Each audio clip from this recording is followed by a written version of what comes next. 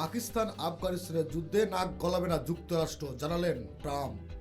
পাকিস্তান ও আফগানিস্তান বাহিনীর মধ্যে সংঘাত কোনোভাবেই থামছেই না। উভয় দেশের বাহিনী একে অপরের বিরুদ্ধে হামলা চালিয়ে যাচ্ছে।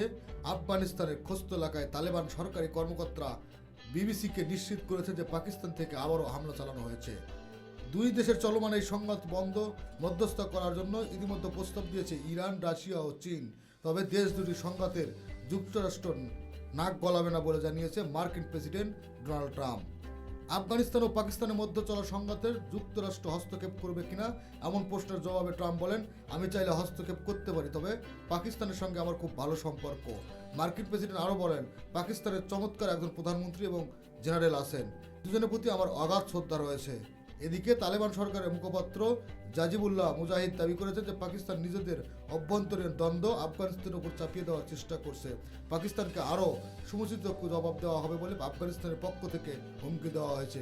অন্যদিকে পাকিস্তান সেনাবাহিনী জানিয়েছে, আফগান তালেবানদের সঙ্গে সংঘর্ষে এখন পর্যন্ত 12 জন পাকিস্তানি সেনা নিহত, 27 জন আহত এবং 1 জন সেনা নিখোঁজ রয়েছেন।